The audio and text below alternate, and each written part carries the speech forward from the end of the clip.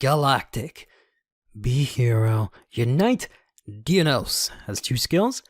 On Vanguard Circle, continues all of your front row rear guards with Be Hero in their card names get plus 5k attack. Then also, auto on Vanguard Circle, when this unit attacks, if your order zone has a base, you may counterblast 1 for the cost, and until the end of that battle, this unit gets 15k attack. Also, if your order zone has 3 or more bases, then this unit also gains a critical. Heroes are a deck that we release in set 6, and it is possibly the deck that I have wanted to play for the longest time in Cardfight Vanguard overdress, even though I know I say that for every single deck, but this time I actually have proof, because I've actually been playing this deck the most since it's come out, and I actually haven't even been playing Baro as much as I've been playing this deck. This is my go-to deck lately, especially for locals, and I love this deck. I've wanted to talk about this deck for a long time, but there was the whole errata issue, which we'll get into, and then there was the fact that we're getting robust in set 8, so I decided to wait until now to talk about it, even though I'm going to have to talk about it again in set 9, because we actually get a brand new hero. But nonetheless, I love heroes, if it wasn't obvious from the fact that I have these sleeves, and also this deck box. I'm at least a huge fan of the Yu-Gi-Oh version of heroes, so it is no shocker that I love the Vanguard iteration of heroes just as much. Let's go over my list.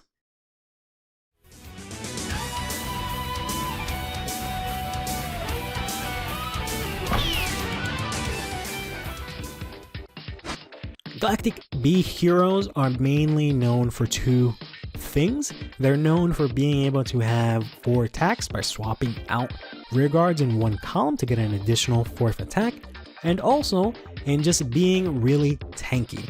In general, they're kind of the perfect balance, I think, between offense and defense. They can very easily get a lot of shield value. They can hit some pretty good numbers, especially with 4 attacks. We've even got power and a crit on a Vanguard, and they can also check a lot of triggers easily because of the way that they thin out the deck, which means both on the offensive and defensive side, they're very good, as they can check heals very often, and they can check crits very often, and they can also have triggers in hand very often. The things that let heroes do these are their 2 main cards in the base, and also the Foil here. Foil is a grade 1 that, after your Vanguard attacks, lets you switch units in a column to get an additional attack. Most of the heroes, and I should say specifically the cards in the hero deck, can actually hit some pretty decent numbers by themselves, not needing a booster. The base is a set order that the entire deck lives or dies by, and it allows you to thin out the deck, getting useful pieces to hand, as well as being able to use those pieces to call them out or to also be able to guard with. In general, I would say that heroes are a really good deck. A lot of people think that they're somewhere in tier 2. I generally disagree. I think heroes have a lot more potential to be somewhere in tier 1. They are missing a little bit of something to let them be able to compete with all the other tier 1 decks as easily, but I just feel like the deck just has way more potential and way more strength than some of the other tier 2 decks that we have at the moment. For the ride line, we're actually going to be using Short Rest Akurite because she's so cute and I love her so much. And I really don't like the B Hero starter as much at all because it's a freaking baby. I liked it for a little bit because over Christmas I got to meet my niece who was also in a similar sort of baby carriage thing as the art depicts, and I had a little bit of a soft spot for that card, so I don't actually hate it, but I'm going to use Akurite instead. It also doesn't really matter which starter you use unless you're playing something like the Capable Helper, which, spoiler alert, I am not in this build. Then we got ourselves the grade 1 Galactic B Hero Architect Pasil, or as I like to call him, the Beaver Hero or the Gopher Hero. Then we've got the grade 2 Galactic B Hero Wired Closton, or as I like to call him, the Wired Hero. This isn't really a good grade 2. I'm hoping we get a replacement for him because his skill isn't as great. You can feel free, if you want, experiment maybe putting a Combine Rusher here. There's a bit of a problem with this because you really want a hero on your grade 2 turn if you're going second. Otherwise, you're going to be in a lot of trouble. Then finally, of course, we have the Galactic B Hero Unite Dianos, who I feel really partial to, even though I don't really like his horse looking face, but his the Dianos is very similar to my last name, so feel very connected to this card. The Gopher hero here says, when this unit is placed on Vanguard Circle, search your deck for up to 1 base card, reveal it, put it into your hand, and shuffle your deck. Then, continues on Vanguard Circle. During the battle, this unit boosted a B hero in its card name. This unit gets 5k attack. So he's a pretty decent booster at 13k. I don't play any other copies of this in the main deck. I wanted to, but I hate the fact that he's only when boosted. You really only boost with 1 column if you can. Typically, boosting is not something that you have the flexibility to do in this deck, though it does make the deck a lot better if you can hit those numbers. The skill, of course, to search the base is amazing, and you definitely have no choice but to play this. I try to be pretty lenient and specifically not be a dick about saying like, oh, you must play this in this deck, oh, you must do this. I want you to be able to build your own deck, have your own fun, but it is just way too good to not play this as your grade 1. You really need the base. Then we have the Wired hero here, who has a skill that says, act on Vanguard Circle. You can scout a B hero from your hand into your base and then draw a card. Then when this unit is moved to another Vanguard Circle during the battle phase, it gets 5k attack. Both of these skills, I'm going to be very honest with you, I rarely ever use and they're not very good. The second skill is only applicable if you're on Vanguard Circle. I don't play any of these in main deck.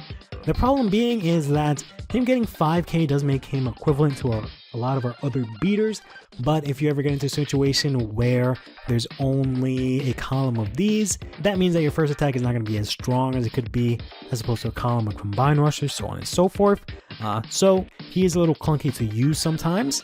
Also, his first skill to scout a hero and put it on the base to draw a card isn't really super useful, because often you don't want to get a hero out from your hand and put it into the base, because you're not generally rewarded for having heroes in base aside from the shield hero, who we'll discuss later on. Scouting is a mechanic that is unique to B heroes, and really you can just think about it as prison, where when a prison player plays prison, they put your card into prison.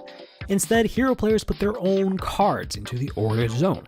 And from the order zone, they have a couple abilities that they can use that lets them either guard from the order zone or call out the unit from the order zone. So it just works somewhat like a second hand. For the grade 3s, we're going to be playing 3 copies of Unite Dianos for our Persona Rise, and then 3 copies of the brand new card that just came out, a Bent Robust from set 8. And again, like I mentioned, one of the reasons why I've waited so long to do this list. Bent Robust is possibly the best card that's ever come out for heroes, and it's strange that he doesn't have a hero name, because I feel like this card was designed with heroes in mind and possibly benefits heroes the most out of all the Brand Gate decks, in my opinion. He has 2 skills. The first skill says, when this unit is placed on Vanguard Circle, counterblast 1, search your deck for up to 1 set order and reveal it. And if your order zone has a card with the same card name as that card, put it into your hand, then shuffle your deck. Then, when this unit attacks, choose 2 set orders with the same card name from your order zone. If you manage to choose 2 cards, this unit gets 10k to the end of that battle. So this gives you a nice 33k attack on Persona Ride, which is a really good number to hit, and also actively searches out your base just for counterblast 1. Heroes live or die by the base. What I mean by that is, if you do not see 3 copies of your base, you will not be able to win that match more than likely. If you see 3 copies of your base, you will more than likely be able to win that match, or at least be extremely close to it, because you need those 3 bases. You need the deck thinning, you need the resources, and you need Dianos to be able to hit for 38-28 with a crit. And a Bent Robust helps do all of that, as well as letting himself be a great attacker. If this was a grade 2 that somehow got 13k instead of 10k, and you can intercept with it, it'd probably be the most amazing card that was ever printed for heroes. Even in the future, if they just get a card that says, play this card, you automatically win, a Bent Robust will still be better than that. For the grade 2s, we're going to be playing 4 copies of the very important Galactic Base Aegis, 4 copies of the Galactic B Hero Flatten Surfrey, who I just called the Hammer Hero, 4 copies here of the Galactic B Hero Rampart Espida, who we just called the Shield Hero, 3 copies of the Aiding Monster Tecton, and then just 1 single copy of Combine Rusher. Galactic Base Aegis used to not always be called Galactic Base Aegis. It used to actually be called Hero Base Aegis. And all of the cards in the Hero archetype were actually allegedly mistranslated as just flat out Hero instead of B Hero, but they have been since corrected to be B Hero, or I should say errata. I don't think that it was so much a mistranslation as just a sort of oversight, but what happened was that before this errata, even though there was a ruling technically that said that this errata was coming, so you couldn't legally do this, but just going off the card text, you were able to use the skill of Hero Base Aegis to search out Hero Base Aegis. Of course, you couldn't use it again in that same turn, but it would have increased the consistency for heroes quite a lot, and it would have made, I think, the deck way better than it actually was had we just gotten to be able to do that. But unfortunately, in the original Japanese version, that's not how this card works, so it's been errataed to fit the Japanese text. If you have any cards that are either Hero or any other cards that have been mistranslated or have any errors with erratas, what you can do is you can go to the upcoming BSFs that are happening, go in, and you can actually exchange your cards 1 for 1 for copies that have the correct text. I was able to go to Worlds, where it's actually the first time that they started this exchange, and I was actually able to exchange all of my heroes. Galactic Base Aegis has 3 skills. The first one being when this card is put into your order zone, look at the top 7 cards of your deck, choose up to 3 cards with B Hero and its card name from among them and reveal them. Put up to 1 card from among them into your hand, and scout up to 2 cards from among them to your base and shuffle your deck. This actually says when put into the order zone, so if we ever get a card that lets us effectively put an order into the order zone, we're going to be in a really good spot, but I doubt that they'll let us have that, if not in Engine specifically. This obviously is very good. Looking at the top 7 cards, to pull out up to 3 cards is an amazing skill. You can only add 1 of them to hand. Typically what you want to do is add your Persona Rat to hand, or a Foil if you don't have it, and a Hammer Hero if you really need it. Otherwise, you want to scout everything else just so you can thin out your deck so that the only things left in your deck are triggers, essentially, and stuff that's not heroes. And typically what you want to do is be able to scout your Shield Hero so you can use him to guard. Because you have 2 skills here for the base when it's in your order zone, we're just gonna have to remove the oversleeve because this is just getting ridiculous. My camera from the glare is just unable to focus on this base here, so let's go ahead. There we go. Should be able to focus in now. So this has 2 skills while it's in your order zone. The first skill says that you can rest this card from the order zone, discard a card from your hand, choose one of your scouted units with grade less than or equal to your Vanguard, and call it to rearguard circle. So as I mentioned, scouting is just putting cards either on the order zone or on the card, however you want to do it, but it's just in the order zone. It just works as like your little toolbox, your hand, or your second hand, I should say, and you can use this to call out cards from that area. Then you also have the skill that when a unit is attacked, you can pay the cost of Soul Blast 1 and rest this card to choose one of your scouted cards and call it to Guardian Circle. So your biggest target for this being the Shield Hero.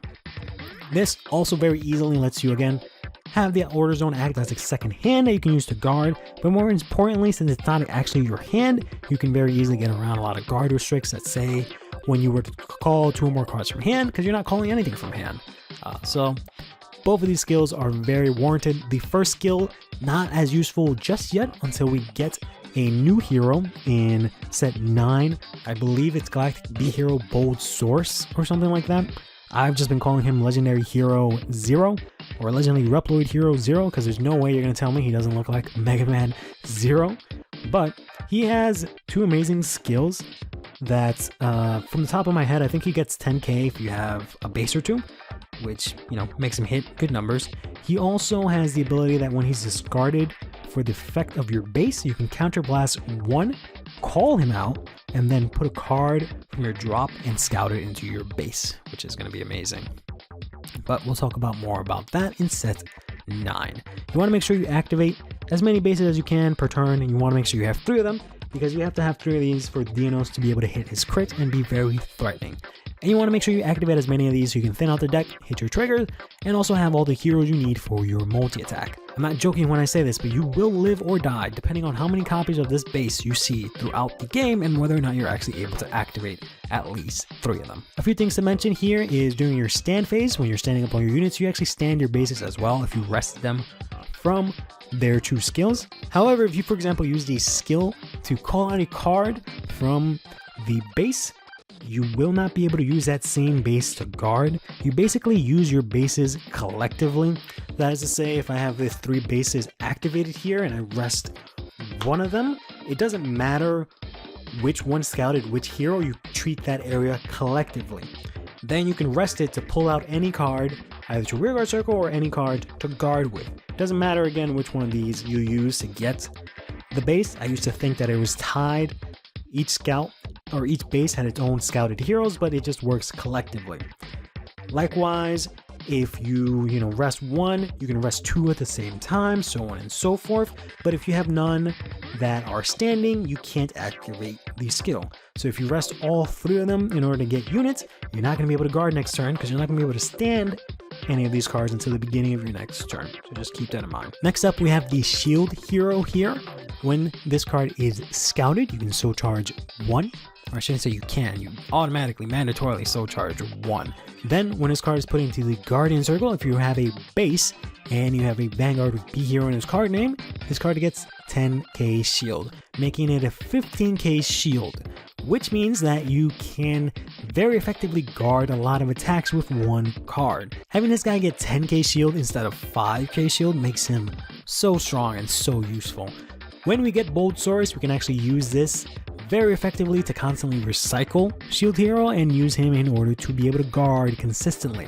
The only thing that we will need to be wary of course, is what I just mentioned, where the base you use to scout is not the base that you can use to rest and guard with, but also that you might end up decking out due to how much you can deck thin and playing draws, and also him constantly so charging. So I'm thinking come set 9 we might have to switch over to front, which will make us a little bit more possibly lethal, but also give us more shield value.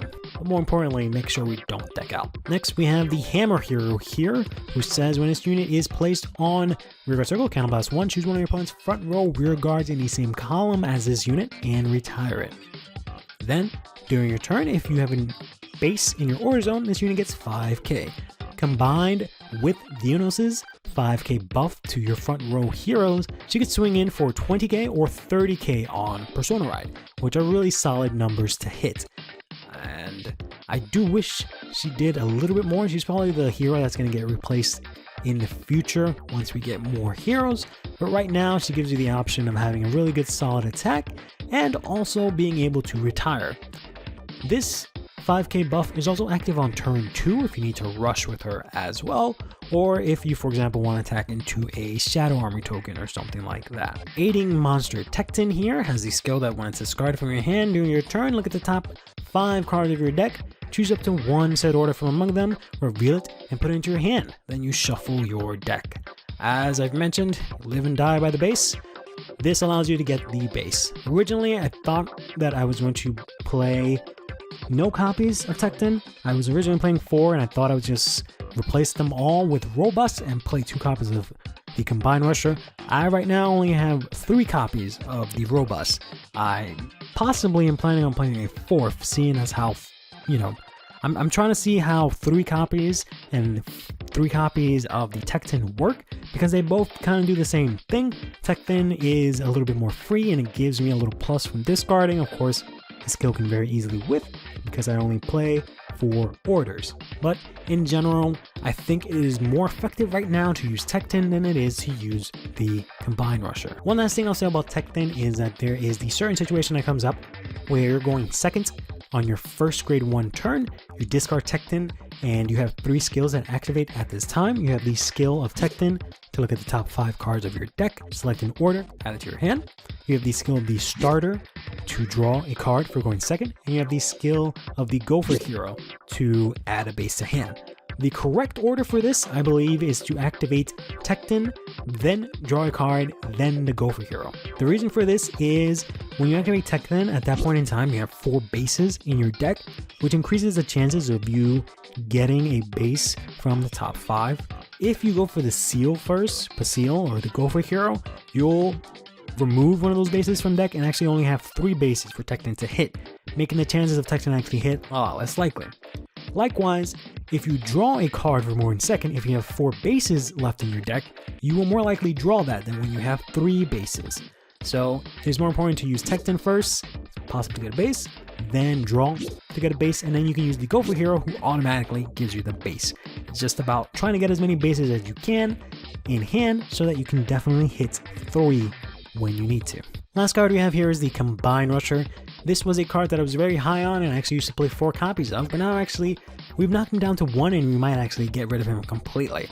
He has 2 skills. When its unit attacks a grade 3 or greater unit, if your order zone has 2 or more set orders, this unit gets 10k until the end of that battle. Then in the drop, when a set order is played from your hand and put into your order zone, you can counterblast 1, call this out to Rearguard Circle. So, a couple of issues with this card that are arising now is that Robust kind of does everything this card does attack-wise, because this gets 10k, so does Robust. But Robust has 33 that he can swing in, or 23, whereas this can only swing in with 30 or 20. That number matters a lot, because if I swing in with 20k, my opponent can more easily guard that with, let's say, a 10k shield, like from a draw trigger, where if I swing in with 23, I ask for more shield. If I swing in for 30, they can guard that with a front trigger, or just a normal trigger, a 15k trigger, and an intercept, or just a 5k shield. If I swing in for 33, then they don't have that option of using the front trigger, or just using a 15k shield and a 5k shield. They have to add in more shield value, and that just puts in way more pressure than Combine Rusher can. I also want to prioritize using my Counterblast for the skills of Dianos and the skill of Robust to get my order, which means I might not always want to use Combine Rusher. It is still a nifty card to have, but I definitely think getting your bases out is more important, which means Robust is going to be the more prevalent robot in this deck.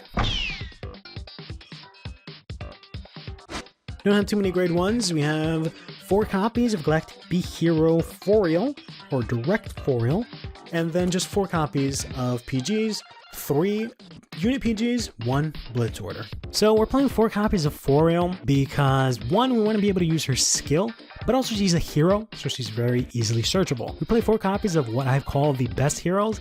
The Gopher Hero, his skill to boost isn't as useful. You can just use Forial as a boost if you really want to.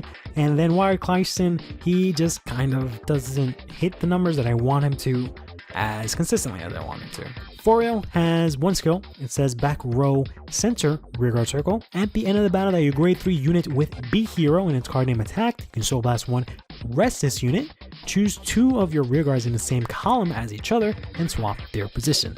This is what lets us get in 4 attacks, which is very important for pulling in a lot of aggression on your opponent, and it's just a really good card. And you can also use her as a booster. Just make sure you do not boost your Dianos with this, otherwise you will not be able to use her skill. We also play 4 copies of this because if Eva binds one of these, or if someone retires this and put this at the bottom of the deck, we want to make sure we have access to our 4th attack, which is why we've maxed out on this. Then we have 3 copies of the Planet Wall Dragon, which is going to be our Sentinel here, our unit Sentinel. This has the skill of your Sentinel, which when you put it on Guardian Circle, you can choose a unit. To the end of the battle, it cannot be hit, regardless of the power between your 2 units. Then it also has the skill that if you have 2 or more cards in your hand, you have to discard a card. If you have 1 or less cards, you don't have to discard a card. Then we have ourselves 1 copy of the Elementia Sanctitude, which is the PG Blitz Order. Counts as a Sentinel, so you can only have 4 of these with a combination of the unit PGs. And it has the skill that if your opponent has triple drive, you don't have to pay the cost of this. If your Vanguard is grade 3 or less, you can use this to act as a perfect guard, so you just choose 1 of your units and it cannot be hit until the end of the battle. You then remove this card, so you can't recycle it, but it has the cost of discard 1 no matter what. So if you only have 1 card in your hand, you have to discard it. If you have 1 card in your hand for this, you don't have to discard. This is a Blitz Order, so you don't actually call it to Guardian Circle, you call it to the order zone and use its effect, so again it gets around any tricky guard restricts. For the triggers, we're going to be playing 4 copies of the Soul Charge crit, 4 copies of a normal crit. You don't have to play these, to be honest with you. I never have the space or the time to actually be able to use the skill list to put it into Soul, so you don't have to use that. You can use the regular crits if you'd like. We're going to be playing Feck draws. The way fronts work in this deck is kind of tricky because of Forio making you swap. If you check a front with Dianos, you're only going to be able to give it to Dianos and a rearguard in another column, because the column that you're going to swap with, that column has to have already attacked. So that front is not going to be able to be as useful. So draw is a little bit more useful just because it lets you select who the power goes to.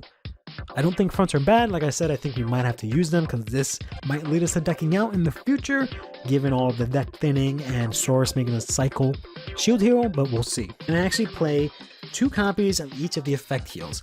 This is actually the first deck that convinced me to start using the effect heals.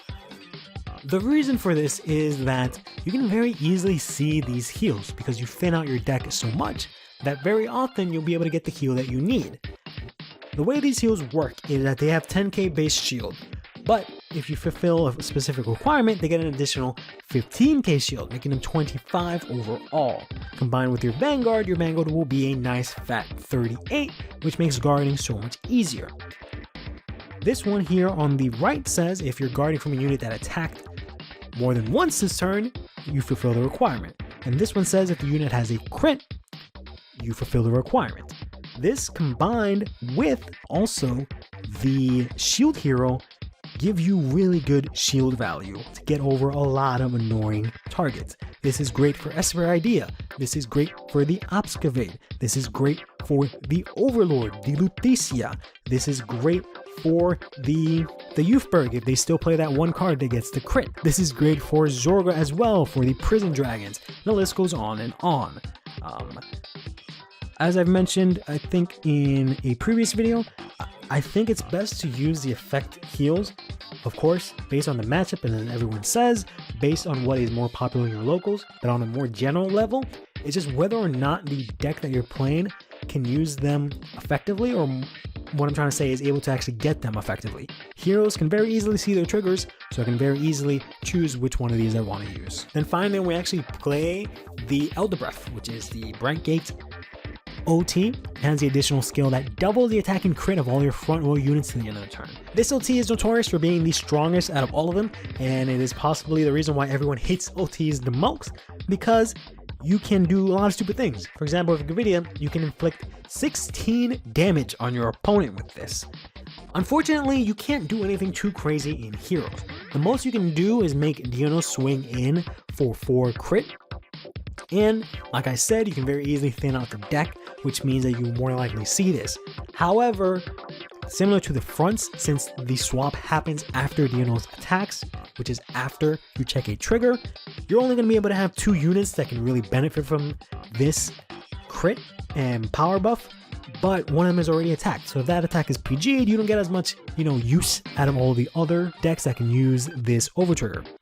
So there is a very valid argument here to play the Obaria instead, because you can select 2 of your units, give them 100 million, which is more effective because you can give the unit in the back that is going to be swapped for the front unit for your 4th attack 100 million, have 2 units with 100 million. Instead, you'll have a unit which will have 2 crit and like 60k, and then just a normal unit. So I don't know which one of them is specifically better. I've never really been able to use this too effectively. The only times I think I've checked this, I just immediately won the game because I was able to break through, and that's about it. Usually this gets so charged or added to my hand from drawing. So go ahead and choose whichever overtrigger you'd like, but just keep in mind that you won't be able to use the full extent of this for the time being.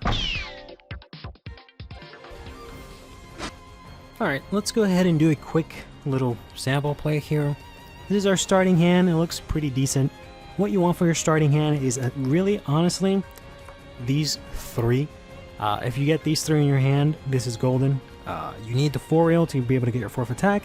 You want the robust to ensure that you get a 2nd base, and you want to mulligan for base as hard as you can to make sure you get a 3rd base, because it is not so hard to get a robust, but if you have to activate 2 robust, that's kind of rough. So ideally you just want to at least have these 2. The 4-rail is a nice plus. You can also put away the 4-rail depending on the matchup if you need some more shield value, but we'll keep it for now. Let's go ahead and draw 2 more. That's fine. Gonna add that to our hand. Let's go ahead and stand up our Vanguard. Optionally, if you can get a Combine Rusher or a Tecton, that's nice to have in hand because that is a nice, technically free discard that you can get value from later on. Let's go ahead and draw for turn, or of course gonna draw the over trigger, always tends to happen. I'm gonna go ahead and discard and go into Seal here.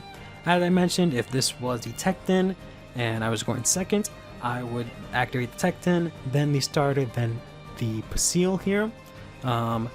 Likewise, if I don't, draw first, then Seal.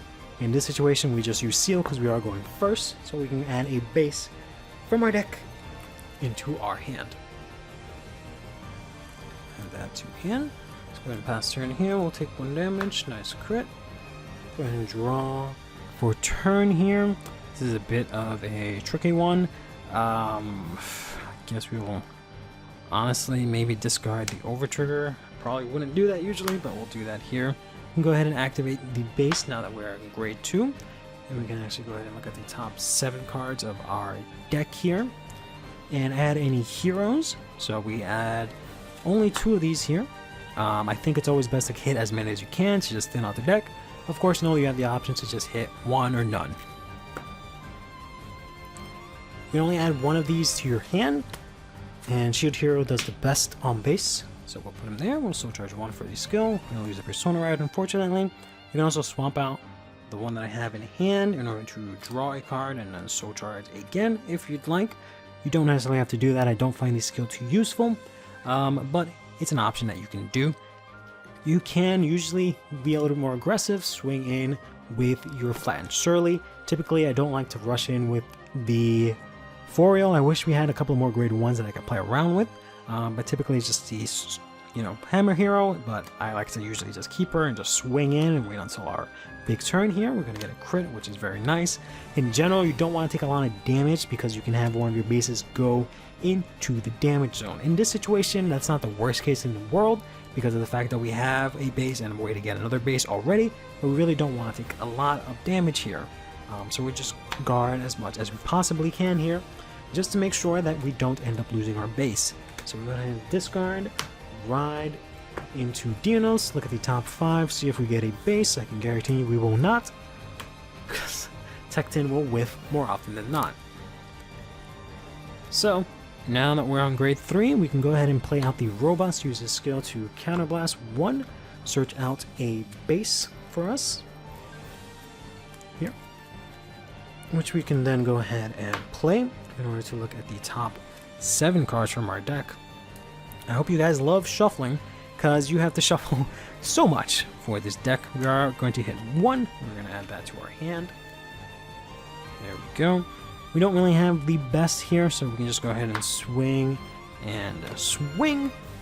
See if we can do some damage to our opponent here. Very nice. We got some options for next turn. As I've mentioned, you want to guard as much as you can using the bases instead of using their skill to scout because they will restand during your turn, but it's very easy to guard with them since we have the shield heroes. You also have the heals for if you need the extra coverage. Well, let's just say we take some damage here anyways, even though we guarded like crazy. Let's go ahead and stand and draw. We typically have our Persona Ride by now, but we did not in this case. Nonetheless, we can go ahead and activate our 3rd base and get ready to go completely and utterly sicko mode here. We're going to be able to hit decent number of heroes here. You really don't want Dianos in your order zone because he does nothing for you there. So we're going to go ahead and add him to hand, put Flattened Surly to base, and we can do a couple of things here. I really wish Dianos had the skill to like put something in base like the grade 2 does, but he does not. So we can throw out 4-rail, we can throw out 4-rail. You can also attack with 4-rail because he does have the power buff from the Dianos, and then she gets the 5k as well because she's a hero. But we will instead discard here to call out our good old hammer hero, and now we have the typical attack pattern that you want for heroes.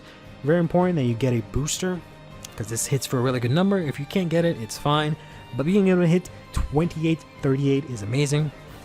Okay, the robust here can hit in for 2333. He doesn't get powered up, but it doesn't matter. You can switch out units that are not heroes. It's just whatever 2 rear guards. So you want to make sure you attack first with the unit that's in front, that's going to get in the swap column.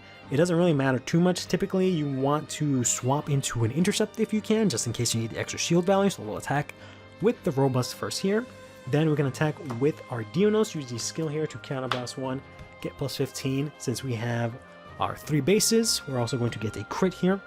Then we're going to go ahead and chuck, get nothing, but we can use the skill of Forial here to Soul Blast 1, switch these 2 units, as well as rest her, and get in some nice attacks like so. And that's kind of the general flow you want for your hero games. Make sure you set up your column, your designated column. For me, it's always the right side.